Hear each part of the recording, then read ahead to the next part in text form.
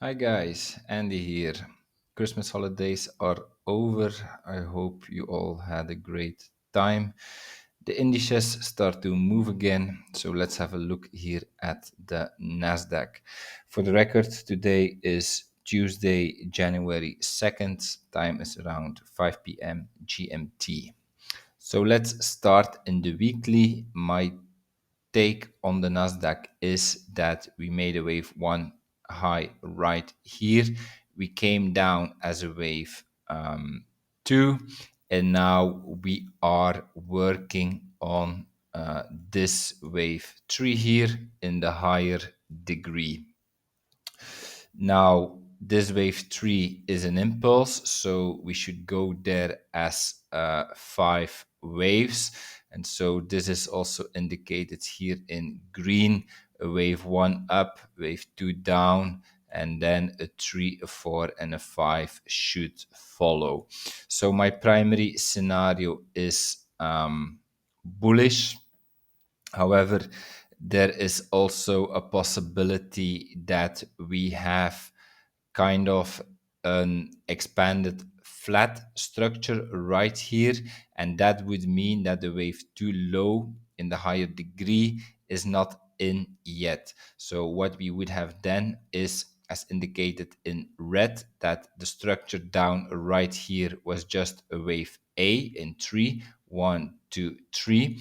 Then the structure right here, the upward structure, is a wave B, an overshooting wave B, as we took out the previous all-time high. And then from this wave B, or this wave B area, we can expect a wave C down as an impulse.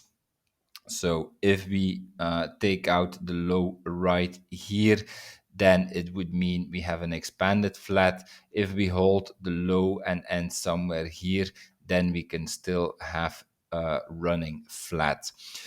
But okay, this is not my primary scenario. As you can see in the Nasdaq, we are bullish in the higher time frame. We are making higher highs, higher lows. So it makes more sense, in my opinion, just to continue our analysis with bullish scenarios. So the scenario here indicated in green, and we will see some alternative scenarios, some alternative bullish scenarios in the lower time frame in a minute. But from an Elliott Wave point of view, the scenario in red here is perfectly possible. Therefore, it is also on my chart as a secondary scenario because, I prefer to anticipate on potential scenarios, even if it is not my primary one, the bullish one. Then I know what to do next. But for now, it makes more sense here to stick to the scenario in green, the bullish one. And for the scenario in red, like this area here, in my opinion, is kind of important because this is the area that we can find. This is the area that we can find here. This is the area between the 1 and the 1.236 FIB extension. And if we would go beyond the 1.236 FIB extension, then it becomes kind of unlikely that this here is an overshooting wave B. So in order for the scenario in red to play out, we really have to reverse from the area here indicated in red, in my opinion. But okay, it's on my charts, just to know that this is possible. But for future analysis, I would like to focus on the bullish scenarios. And so then, if we go to the daily here, as you can see, for a while, the scenario here indicated in red was indicated in green. And so if you follow me for some time, you know that my scenarios in green are my primary scenarios. So I made this my secondary scenario here, the 5 waves from this low, 1, 2, 3, 4, 5, because if we look at the weekly, like 5 waves from here would still be possible as we are ending with divergence. But the problem is this is not really supported by the Dow Jones and the S&P 500. We are ending way too strong here, which indicates that it is a new cycle in the Dow Jones and in the S&P 500. And so therefore, also here in the NASDAQ, actually here in the daily, we are also ending way too strong. So therefore, I prefer to make the scenario with the 5 waves from this low. My secondary scenario, I do not really believe anymore that it will play out. Instead, I believe more that from here, I think this might be a wave 2 down then. So a shallow wave 2. We are supposed to go into this area, but we didn't do this because, we have the strongest RSI reading right here for the moment. And this is not how a wave 5 ends. So it makes more sense to interpret this here as a wave 3, as we have the strongest RSI reading for now right here. And then what could happen is that this here was our wave 1, as indicated in green, wave 2 pullback, that we are now working on a wave 3. But note that the wave 3 will likely be shorter than the wave 1. And so that means that the 5th wave should be shorter than the 3rd wave, because our 3rd wave cannot be the shortest one. It doesn't have to be the longest one, but it cannot be the shortest one. So that would mean that we get here some kind of leading diagonal, 1, 2, 3, 4, 5 as a 5th wave. However, at the same time, I do not like to consider it for now, but the bearish scenario here that I discussed in the weekly would also actually fit perfectly in what we are seeing now. So an A, B, C structure. So ending here after 3 waves, ending strong in the daily. That's something typical for a corrective structure, because it's 3 waves and not 5. So therefore, this is actually also possible, and that's also the reason I put it on my weekly chart. So in conclusion, here in the daily, I do not like the scenario anymore that we have 5 waves up from here, because we are ending way too strong. I prefer to interpret this as a wave 1, wave 2 down, and now a wave 3. We are working on a wave 3, be it a short wave 3, although there is still potential for this wave 3 to extend.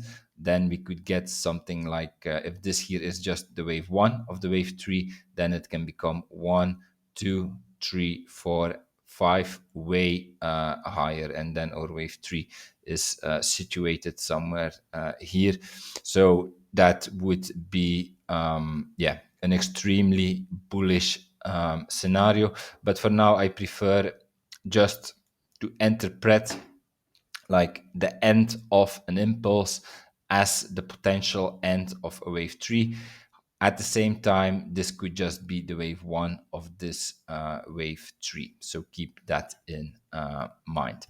Then if we go to the 4 hour, so here it becomes a bit more difficult in my opinion, simply because we had the Christmas period last week, and then indices are not really moving. So the data we are getting is therefore less reliable in my opinion. However, I will do an effort. So if we have, or like if this is our wave 3, I think we can still expect actually a fifth wave up. So from here, this looks quite bearish. So we had quite good pullback today, but this pullback can fit actually perfectly as a wave 4. So then it would mean from the low right here we have our wave 1 here, shallow wave 2 pullback right here. Then this could actually be, or this looks like the wave 3 in my opinion, and then here we could have expanded flat structure as a wave 4. So the wave 4 area, I'm sorry, I need the Fibonacci tool. So the wave 4 area is here, this area. If we take the length of the wave 3, then the area here between the 0.618 and the 0.146 Fib retracement is the wave 4 area. So actually we still have space for a bit more pullback, I would say, and then still a fifth wave can follow. Is it possible to interpret this here as the high? I believe it's kind of equally valid. As you can see, we have a high here with divergence, so this could be our fifth wave. But to be honest, like the structure we printed last week, this looks more corrective to me instead of impulsive. So our fifth wave should be an impulse. And if we look at the lower time frame, at the 1 hour, at the 15-minute, this is this looks more corrective in my opinion. So my preferred interpretation now would be that this here is the wave 3 high, that we had like a wave A pullback, impulse down, wave B up, and that we are now seeing a wave C, and that we are then having our expanded flat structure as a wave 4. So like A, B, C. Let's have a look if we do not violate the 1.236 Fib extension. No, not at all. So it could be that we have here something like this, A, B, C, that we are now working on the wave C, and then from this fourth wave, the fifth wave should still follow like this. But yeah, I would say, like, because we were not really moving last week, like generally the indices, I always find it a bit tricky to rely on the data that was printed in a period like the Christmas holidays. I prefer to see some action first in normal circumstances, like we are seeing now, like the start of a new year, holidays are over, Wall Street is working again. So best interpretation would be for now A, B, C, and still a fifth wave has to come. Although the data we are seeing because of last week, I do not really like to rely on that for reliable forecasts. Okay, But so let's see what we get the next hours and days, and then we can come up hopefully with with good forecasts here in the Nasdaq. That's it for now. If you enjoyed this analysis, please like, subscribe, comment to support my work, and then I see you one of the next days for another update on the Nasdaq. Have a nice day. Bye bye.